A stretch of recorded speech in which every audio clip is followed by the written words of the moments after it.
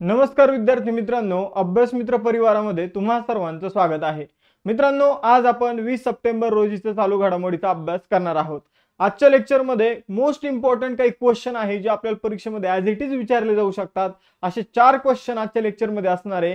त्याचबरोबर बघा मित्रांनो, तुम्हाला काही टेस्ट क्वेश्चन सुद्धा देण्यात आलेले, त्याचे उत्तर तुम्हाला लेक्चरच्या शेवटी द्यायचे। ही डेली सिरीज आवडत असेल तर लेक्चर लाईक करा, चॅनलला सबस्क्राइब करा आणि तुमच्या मित्रांपर्यंत ही डेली सिरीज पोहोचवण्याचं काम करा, कारण त्यांचं सुद्धा भलं होईल। बघा मित्रांनो, आपल्याकडे कंबाईन साठी फाउंडेशन बॅच सुरू झालेली आहे। याचे लाईव्ह प्लस रेकॉर्डेड लेक्चर जे आहे ते आपले सुरू आहे। यामध्ये स्टेट बोर्ड टेस्ट सिरीज आणि डिजिटल नोट्सचा समावेश आहे। डिजिटल नोट्स जे आहे त्या तुम्ही पीडीएफ थ्रू प्रिंट आउट सुद्धा काढू शकता, पीडीएफ डाउनलोड करून प्रिंट आउट सुद्धा करू शकता। त्याचबरोबर रेल्वे भरतीसाठी आजपासून आपण एक बॅच सुरू केलेली आहे, तिरंगा बॅच। तुम्ही ही जॉइन करू शकता। याच्यामध्ये सुद्धा लाईव्ह प्लस रेकॉर्डेड लेक्चर असणार आहे। जर तुम्हाला रेल्वे भरतीची तयारी करायची असेल, बघा एमपीएससी ची तयारी करत असाल तर त्या अंतर्गत रेल्वे भरतीची सुद्धा तयारी होऊन जाऊ शकते। त्यामुळे तुम्ही ही बॅच जॉइन करू शकता। पहिले 100 विद्यार्थ्यांसाठी फी 799 रुपये असणार आहे।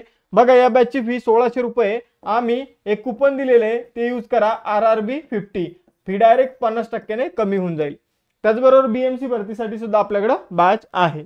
बघा मित्रांनो, या आपल्या ऍप्लिकेशनवर तुम्हाला नोट्स बघायला मिळतील। या तुम्ही पीडीएफ डाउनलोड करून झेरॉक्स करू शकता आणि यांच्या थ्रू अभ्यास करू शकता। हे आपला ऍप आहे अभ्यास मित्र नावाचं। हे टेलिग्राम चॅनल सगळ्यांनी जॉइन करा, अभ्यास मित्र एमपीएससी। आता आपल्या नावाने वेगवेगळे चॅनल जे टेलिग्राम चॅनल ते सुरू करण्यात आलेले, अभ्यास मित्र डिस्कशन म्हणून मी एक बघितलं, तर ते काही आपले चॅनल नाहीये। ठीक आहे, अभ्यास मित्र नावानं आपलं चॅनल एमपीएससी नावानं, त्याचबरोबर अभ्यास मित्र नावानं आपल्या इंस्टावर सुद्धा पेज आहे, याला तुम्ही फॉलो करू शकता। आज आपण 20 सप्टेंबर रोजीचा करंट अफेअर्सचा अभ्यास करणार आहोत। ज्यामध्ये पहिला क्वेश्चन आहे नार्कोटिक्स कंट्रोल ब्युरो, ज्याला आपण एनसीबी म्हणतो। तर या एनसीबी चे नवीन महासंचालक कोण बनलेले आहे? बघा मित्रांनो, नार्कोटिक्स कंट्रोल ब्युरोचे नवीन अध्यक्ष बनलेले आहे अनुराग गर्ग। तर अनुराग गर्ग हे एनसीबी चे नवीन अध्यक्ष असतील। आता बघा मित्रांनो, अनुराग गर्ग जे आहे ते हिमाचल प्रदेश केडरचे 1993 च्या बॅचचे IPS अधिकारी आहे। नार्कोटिक्स कंट्रोल ब्युरो जे आहे मित्रांनो, त्याची स्थापना 17 मार्च 1986 मध्ये करण्यात आली होती। यानंतर पुढे जाऊया। आता बघा, आपण थोडं नार्कोटिक्स कंट्रोल ब्युरो विषयीचा क्वेश्चन बघितला होता। म्हणजे काही आपल्या जे काही संरक्षण संस्था आहे, ठीक आहे, जे काही आपल्या डिफेन्सशी रिलेटेड ऑर्गनायझेशन आहे आणि त्यांचे महासंचालक बघून घेऊया। बघा इथं केंद्रीय औद्योगिक सुरक्षा दल जे आहे त्याचे महासंचालक आहे राजविंदर सिंग भाटी। राष्ट्रीय सुरक्षा रक्षक NSG चे महासंचालक आहे बी श्रीनिवासन। रेल्वे संरक्षण दलाचे महासंचालक आहे मनोज यादव। आसाम रायफलचे महासंचालक आहे विकास लखेडा किंवा लखेरा, हे दोन्ही नावाने यांना संबोधलं जातं। आणि राष्ट्रीय कॅडेट कॉर्प्सचे अध्यक्ष आहे गुरबीर पाल सिंग। ठीक आहे, तर हे काही नवीन अध्यक्ष आपल्याला लक्षात ठेवायचे आहे, ज्यांच्या अलीकडे नियुक्ती झालेली आहे। बघा मित्रांनो, पुढे जाऊया। जागतिक रुग्ण सुरक्षा दिन 2024 केव्हा साजरा केला? तर जागतिक रुग्ण सुरक्षा दिन जो आहे मित्रांनो, तो 17 सप्टेंबर रोजी सेलिब्रेट करण्यात आला। बघा मित्रांनो, रुग्णांची सुरक्षतेबाबत जागरूकता वाढवण्यासाठी हा जो दिवस आहे हा सेलिब्रेट करण्यात आला। आता कधी कधी काय होऊन जातं की एखादं हॉस्पिटल आहे आणि त्या हॉस्पिटलच्या बाहेर कधी कधी डीजे वाजवला जातो। म्हणजे अशा ज्या गोष्टी ते लोकांपर्यंत पोहोचवणं जे ते गरजेचं आहे, की तुमच्यामुळे त्या रुग्णांना त्रास होतोय। ठीक आहे, अशा गोष्टी लोकांपर्यंत पोहोचवण्यासाठी 17 सप्टेंबरला जागतिक रुग्ण दिवस सेलिब्रेट केला जातो। आणि याची यावर्षी थीम होती improving diagnosis for patient safety. यानंतर बघा, आता काही महत्त्वाचे दिवस इथं जाणून घेऊया। जसं की हिंदी भाषा दिवस जर आपण बघितला तर तो 14 सप्टेंबरला सेलिब्रेट करण्यात आला। आंतरराष्ट्रीय धर्मदाय दिवस। आता धर्मदाय दिवस म्हणजे काय, तर जे आपण दान करतो तर त्याशी संबंधित जो दिवस असतो तर त्याला धर्मदाय दिन म्हटलं जातं। तो 5 सप्टेंबरला सेलिब्रेट करण्यात आला। राष्ट्रीय शिक्षक दिन 5 सप्टेंबरला सेलिब्रेट करण्यात आला। जागतिक नारळ दिवस 2 सप्टेंबरला आणि राष्ट्रीय पोषण सप्ताह 1 ते 7 सप्टेंबरला सेलिब्रेट करण्यात आला। तर मोस्ट इम्पॉर्टंट आहे राष्ट्रीय पोषण सप्ताह, आंतरराष्ट्रीय धर्मदाय दिवस आणि हिंदी दिवस, एवढे दिवस आपल्याला लक्षात ठेवायचे। यानंतर पुढे जाऊया। तिसरा क्वेश्चन, कोणत्या राज्यात उत्तर प्रदेशचे मुख्यमंत्री योगी आदित्यनाथ आणि त्रिपुराचे मुख्यमंत्री माणिक शाह यांनी संयुक्तपणे नव्याने बांधलेल्या सिद्धेश्वरी मंदिराचं उद्घाटन केलं? आता बघा, 2 राज्याचे मुख्यमंत्री इथं, एक म्हणजे त्रिपुराचे आणि दुसरं म्हणजे उत्तर प्रदेशचे। म्हणजे निश्चितच उत्तर जे आहे ते त्रिपुरा किंवा उत्तर प्रदेश असणार आहे. मग आपण दोन ऑप्शन लगेच परीक्षेमध्ये दोन ऑप्शन लगेच कट करून टाकायचे आणि या दोन्ही पैकी आपण एक उत्तर निवडू शकतो. अशा ठिकाणी आपण रिस्क घेऊ शकतो. मग आपण जर बघितलं तर त्रिपुरामध्ये काय करण्यात आलेलं आहे मित्रांनो, सिद्धेश्वरी मंदिर जे आहे ते बांधण्यात आलेलं आहे आणि अलीकडे त्याचं उद्घाटन जे आहे त्रिपुराचे मुख्यमंत्री माणिक सहा आणि उत्तर प्रदेशचे मुख्यमंत्री योगी आदित्यनाथ या दोघांनी मिळून केलेलं आहे. याचं उद्घाटन जर आपण बघितलं तर 16 सप्टेंबर 2024 रोजी करण्यात आलं. त्रिपुरामध्ये योगी आदित्यनाथ यांनी वेदांशी संबंधित विद्यालयाची पायाभरणी केलेली आहे. ठीक आहे, मग पुढे जाऊन त्याचं सुद्धा उद्घाटन होईल. मग असाही क्वेश्चन येऊ शकतो की त्रिपुरामध्ये कोणतं विद्यालय स्थापन होणार आहे, वेद विद्यालय. वेद विद्यालयाची पायाभरणी कोणी केली असंही विचारलं जाऊ शकतं, योगी आदित्यनाथ त्याचं उत्तर असेल. यानंतर पुढे जाऊया बघा मित्रांनो, त्रिपुरा विषय जाणून घेऊया. राजधानी आहे आगरतळा, मुख्यमंत्री माणिक साह, राज्यपाल आहे एन इंद्रसेन रेड्डी.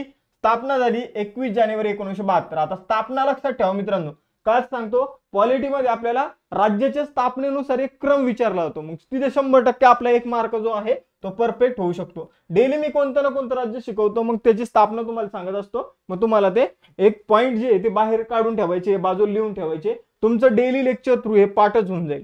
बघा त्रिपुरामधील प्रमुख लोकनृत्य जे आहे ते होजागिरी, ममिता, हे हक्क आणि संग्राई हे सुद्धा लोकनृत्य त्रिपुरामध्ये.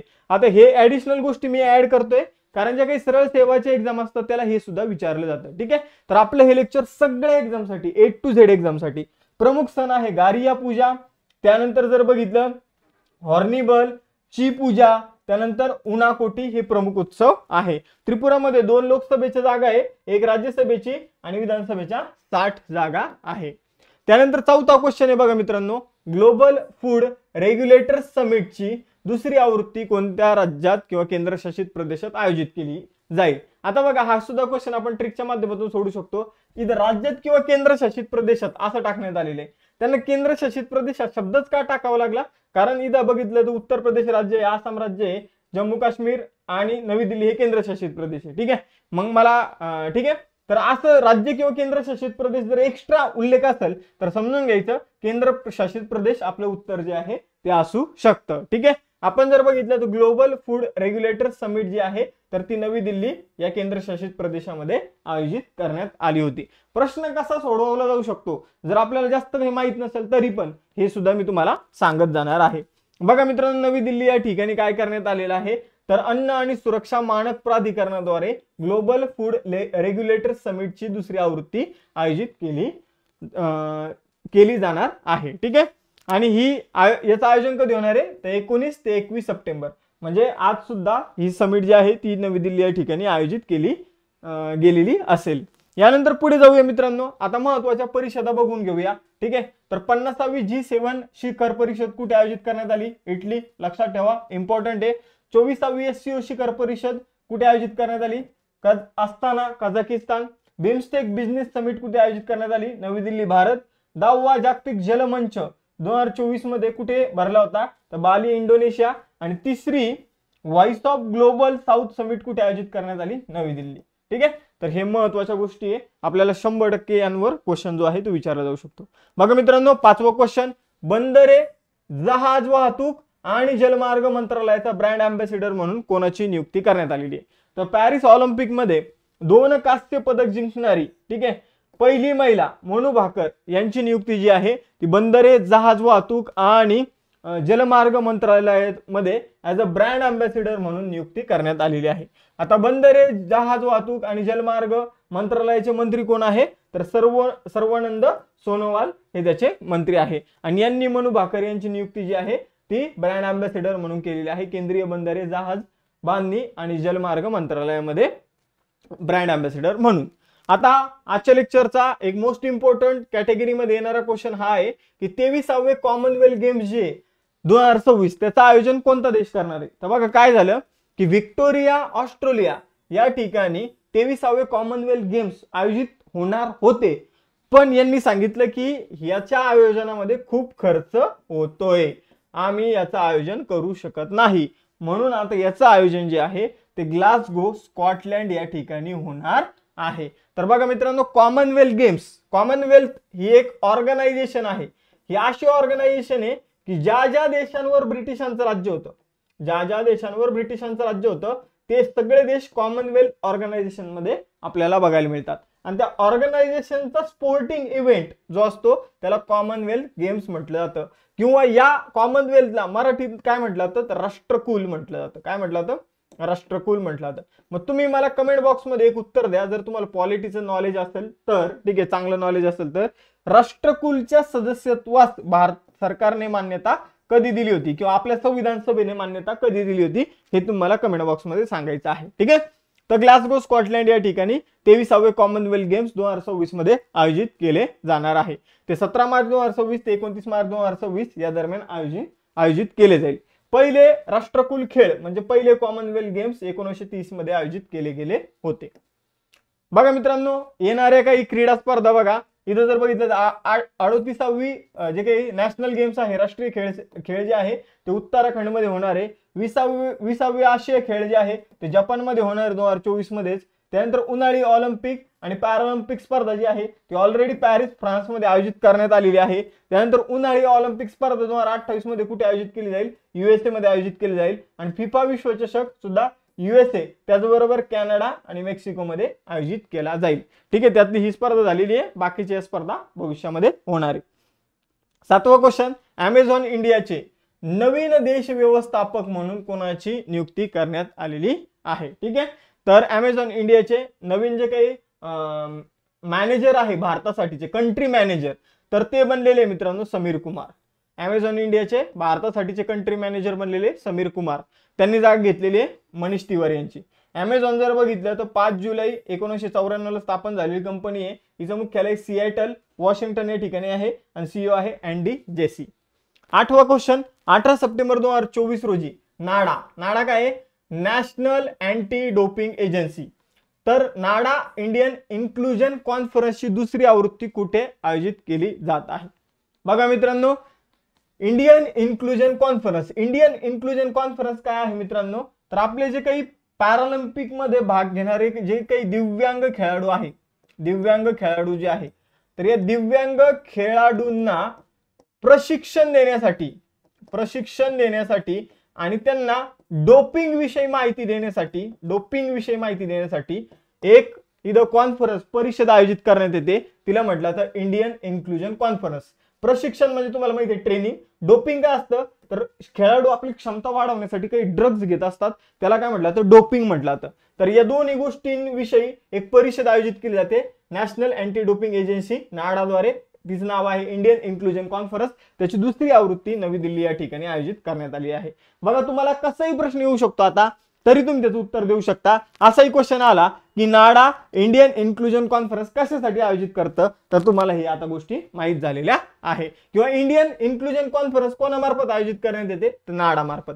नाडाचा फुल फॉर्म काय? National anti doping agency. तर असंही तुम्ही कसाही क्वेश्चन आला तरी उत्तर आता देऊ शकता.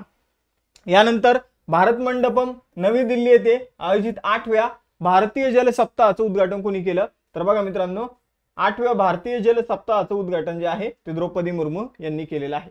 आता याला जरी जल सप्ताह म्हटलं असेल तरी तो 17 सप्टेंबर ते 20 सप्टेंबर या दरम्यानच आयोजित केला जाणार आहे. 17, 18, 19, 20 4 दिवसाचे. ठीक आहे, तर जल सप्ताह जरी म्हटलं जात असेल तरी 4 दिवसाचं इथं आयोजन जे आहे ते होणार आहे. याचं उद्घाटन द्रौपदी मुर्मू यांनी नवी दिल्ली या ठिकाणी केलेलं आहे. बघा मित्रांनो, हा जो काही जल सप्ताह आहे हा दर 2 वर्षांनी आयोजित करण्यात येतो. ठीक आहे, दर 2 वर्षांनी आयोजित करण्यात येतो. मग आपल्या परीक्षेमध्ये प्रश्न विचारला जाऊ शकतो की जल सप्ताह किती वर्षांनी आयोजित करण्यात येतो? 1, 2, 3, 4. तर 2 वर्ष लक्षात ठेवा. कोणामार्फत आयोजित केला जातो? तर पेयजल आणि स्वच्छता विभाग, जलशक्ती मंत्रालय यांच्या मार्फत हा आयोजित केला जातो. आता दर जल सप्ताहाच्या वेळी एक भागीदारी मंत्रालय म्हणून असतं. ठीक आहे, तर 8व्या भारतीय जल सप्ताह आणि प्रदर्शनाचं भागीदारी मंत्रालय आहे पंचायत राज मंत्रालय. या वर्षीची थीम काय होती? तर समावेशक जल विकास आणि व्यवस्थापनासाठी भागीदारी आणि सहकार्य. यानंतर 10वा क्वेश्चन, मोस्ट इम्पॉर्टंट. ठीक आहे, मोस्ट IMP काय आहे क्वेश्चन बघा. LCA तेजस उडवणारी पहिली महिला फायटर पायलट कोण बनली आहे? तर बघा, LCA तेजस विमान जे आहे, ठीक आहे, तर ते उडवणारी पहिली भारतीय महिला पायलट बनलेली आहे मोहना सिंग. तर मोहना सिंग जी आहे मित्रांनो ती LCA फायटर प्लेन उडवणारी पहिली भारतीय महिला ठरलेली आहे आणि ते आता 18 फ्लाइंग बुलेट स्क्वॉड्रनचा पार्ट झालेला आहे आणि या स्क्वॉड्रनचं नेतृत्व सुद्धा मोहना सिंगच करणार आहे. यानंतर 11वा क्वेश्चन, पंतप्रधान नरेंद्र मोदी यांनी तुतीकोरीन इंटरनॅशनल कंटेनर टर्मिनलचं उद्घाटन कुठे केलं? तर तुतीकोरीन हे कुठं आहे? तमिळनाडूमध्ये आहे. मग तमिळनाडूमध्ये तुतीकोरीन इंटरनॅशनल कंटेनर टर्मिनलचं उद्घाटन करण्यात आलं. तुतीकोरीन बंदर जे आहे, ठीक आहे, या बंदरावर काय करण्यात आलं तर कंटेनर स्टोरेज करण्यासाठी एक प्लॅटफॉर्म जो आहे तो तयार करण्यात आलेला आहे. त्यालाच म्हटलं गेलं तुतीकोरीन इंटरनॅशनल कंटेनर टर्मिनल. जो काही आंतरराष्ट्रीय वाहतूक होत असते तर ती जहाजांच्या मार्फत होते आणि जहाजांवर कंटेनर असतात त्यांच्या माध्यमातून ही वाहतूक होत असते आणि त्यासाठी हे खास टर्मिनल तमिळनाडूमध्ये बनवण्यात आलेलं आहे. आता हे जे काही टर्मिनल आहे ते JM बॅक्सी नावाच्या कंपनी मार्फत हे हँडल केलं जाणार आहे. यामुळे भारताचा लॉजिस्टिकचा जो काही खर्च आहे, आता पहिले आपल्याला तुतीकोरीन बंदरावरून काही पाठवायचं असेल किंवा तिथं काही आणायचं असेल तर साठवण्याची सुविधा नव्हती, ठीक आहे, तर ती आता उपलब्ध झालेली आहे. आपण आता कंटेनरच्या माध्यमातून माल जो आहे तो आपण साठवू शकतो, ठीक आहे. त्याचबरोबर परकीय चलनाची सुद्धा बचत होणार आहे. यानंतर तमिळनाडूचे मुख्यमंत्री MK स्टॅलिन, राज्यपाल RN रवी आणि तमिळनाडूची राजधानी चेन्नई. तमिळनाडूमध्ये चेन्नई सुद्धा एक बंदर आहे बघा, तुतीकोरीन पण आहे आणि चेन्नई सुद्धा आहे. यानंतर पहिली कंटेनर शाळा, मोस्ट इम्पॉर्टंट अगेन, ठीक आहे, पहिली कंटेनर शाळा सप्टेंबर 2024 मध्ये कोणत्या राज्यातील दुर्गम वनक्षेत्रामध्ये सुरू झाली? आता बघा मित्रांनो, दुर्गम वनक्षेत्र जे असतं, खूप जंगली एरिया जो असतो, जंगलांचं प्रमाण खूप जास्त असतं, अशा एरियामध्ये जे काही मुलं राहतात त्यांना शाळेत जायला यायला खूप लांब प्रवास करावा लागतो. मग अशा क्षेत्रामध्ये काय करायचं, कंटेनर आणायचं, त्या कंटेनरला दरवाजे पाडायचे आणि त्यांचेच वर्ग बनवायचे. अशा प्रकारची शाळा पहिल्यांदाच भारतामध्ये सुरू झाली तेलंगणामध्ये. मी सांगतो विदेशामध्ये हे कंटेनरलाच बरेचशा लोकांनी आपलं घर बनवलेले, हे अजून भारतामध्ये सुरू नाही झालं पण भविष्यात सुरू होऊ शकतं. मग कंटेनरची शाळा जी आहे, पहिली कंटेनर शाळा सप्टेंबर 2024 मध्ये तेलंगणा राज्यामध्ये सुरू झाली. तेलंगणामधील एक गाव आहे बांगरुपल्ली, या ठिकाणी या गावामध्ये ही शाळा जी आहे ती सुरू झालेली आहे. याचं उद्घाटन जे आहे ते पंचायत राज आणि ग्रामीण विकास मंत्री दानसरी अनुसुया यांनी याचं उद्घाटन केलेलं आहे. यांच्या हस्ते याचं उद्घाटन झालेलं आहे. वनक्षेत्र जास्त असेल तर त्या ठिकाणी शैक्षणिक संस्थांना भेडसावणाऱ्या पायाभूत सुविधांना, इतर ज्या काही पायाभूत सुविधा असतात तर त्यांच्या समोर जी काही आव्हानं येतात त्याला तोंड देण्यासाठी हा निर्णय जो आहे तो घेण्यात आलेला आहे. यानंतर तेलंगणाची राजधानी हैदराबाद, मुख्यमंत्री रेवंत रेड्डी, राज्यपाल जिष्णू देव वर्मा आणि तेलंगणाची स्थापना 2 जून 2014 साली करण्यात आली. कोणत्या राज्यामधून तर आंध्र प्रदेशमधून तेलंगणा राज्य जे आहे ते स्थापन करण्यात आलेलं आहे. 13वा क्वेश्चन, अखिल भारतीय फुटबॉल महासंघाने राष्ट्रीय वरिष्ठ महिला संघाच्या मुख्य प्रशिक्षकपदी कोणाची नियुक्ती केली? तर बघा मित्रांनो, जो भारताचा फुटबॉलचा महिलांचा जो काही संघ आहे तर त्याचे मुख्य प्रशिक्षक आता बनलेले आहे संतोष कश्यप. कोण बनलेले आहे? संतोष कश्यप. तर संतोष कश्यप आता हे भारताचे मुख्य प्रशिक्षक असणार आहे महिलांच्या फुटबॉल टीमचे आणि त्यांनी जाग घेतलेली आहे साओबा देवी यांची. यानंतर 14वा क्वेश्चन, कोलकात्याचे नवीन पोलीस आयुक्त म्हणून कोणाची नियुक्ती करण्यात आली? तर याचं उत्तर आहे मनोज वर्मा. यानंतर पुढचा क्वेश्चन 15वा, भारताच्या कोणत्या राज्यात किंवा केंद्रशासित प्रदेशात युनिव्हर्सिटी ऑफ मेलबर्न जी ऑस्ट्रेलियाची आहे तर हिने पहिलं ग्लोबल सेंटर सुरू केलेलं आहे? तर बघा मित्रांनो, भारताच्या नवी दिल्ली या ठिकाणी जे काही JNU जवाहरलाल नेहरू युनिव्हर्सिटी आहे तर यामध्ये ऑस्ट्रेलियाची एक युनिव्हर्सिटी आहे युनिव्हर्सिटी ऑफ मेलबर्न, यांनी त्यांचं पहिलं ग्लोबल सेंटर सुरू केलेलं आहे. तर शिक्षण क्षेत्रामध्ये यांना काय करायचं आहे तर गरजू विद्यार्थ्यांपर्यंत शिक्षण घेऊन जायचंय, त्यासाठी त्यांनी हा उपक्रम भारतामध्ये राबवायला सुरुवात केली आहे. ठीक आहे, तर आजचे जे काही टेस्ट क्वेश्चन आहे ते तुम्हाला विचारतो इथं, त्याचं उत्तर तुम्ही कमेंट बॉक्समध्ये द्या. पहिली कंटेनर शाळा सप्टेंबर 2024 मध्ये कोणत्या राज्यातील दुर्गम वनक्षेत्रात सुरू झाली? त्यानंतर दुसरा क्वेश्चन, LCA तेजस उडवणारी पहिली महिला फायटर पायलट कोण बनली? तर हे क्वेश्चनचा आन्सर करा. त्याचबरोबर जर कंबाईनची व्यवस्थितपणे तयारी करायची असेल, आता बघा काही मुलं म्हणतात ऍडव्हर्टाइज नाहीये, मग ऍड आल्यानंतर तयारी करत, ऍड आल्यानंतर तयारी करतात, ठीक आहे, मग मार्क कमी पडतात, मग मार्क कमी पडल्यानंतर मग पुढच्या वर्षी परत अभ्यास परत थांबवतात, परत ऍड आल्यानंतर तयारी करायला सुरुवात करतात. तसं नाही, तुम्ही समजा बॅच पण नका घेऊ, पण तुम्ही तयारीला आतापासून सुरुवात करा. ठीक आहे, तयारी आतापासून सुरू करा. हा शांततेचा काळ आहे, यामध्ये जर तुम्ही खरंच तुम्हाला तयारी करायची असेल तरच सल्ला देतो. जर तुम्हाला खरंच कंबाईन टार्गेट असेल आणि जर तुम्हाला समजून घ्या ती परीक्षा द्यायची असेल तर तुम्हाला आतापासून तयारी करावी लागेल, तुम्ही ऍडची वाट पाहून चालणार नाही. त्याचबरोबर बघा रेल्वे भरतीसाठी सुद्धा आपण तिरंगा बॅच आणलेली आहे. लाईव्ह प्लस रेकॉर्डेड लेक्चर यामध्ये असणार आहे. 799 ही फक्त बॅचची फी आहे. बीएमसी भरतीसाठी सुद्धा बॅचेस आहे. कमी फीज मध्ये दर्जेदार क्वालिटी एज्युकेशन आम्ही देतोय. या आपल्या क्लास नोट्स आहेत, त्या तुम्ही परचेस करू शकता. हे आपल्या बघा ऍप्लिकेशन अभ्यास मित्र नावाचं ते तुम्ही डाउनलोड करा. हे टेलिग्रामचं चॅनल आहे ते तुम्ही सबस्क्राईब करून ठेवा आणि त्याचबरोबर इंस्टाच्या पेजला फॉलो करून ठेवा. बघा मित्रांनो थांबूया आज आपण इथं. लेक्चर आवडलं असेल तर लेक्चरला एक लाईक झालंच पाहिजे. चॅनलला सबस्क्राईब करून ठेवा. बेल आयकॉनवर क्लिक करा म्हणजे तुम्हाला डेली लेक्चरचं नोटिफिकेशन येईल. थांबू इथं, भेटूया नेक्स्ट सेशनमध्ये. चलो बाय बाय एव्हरीवन, जय हिंद.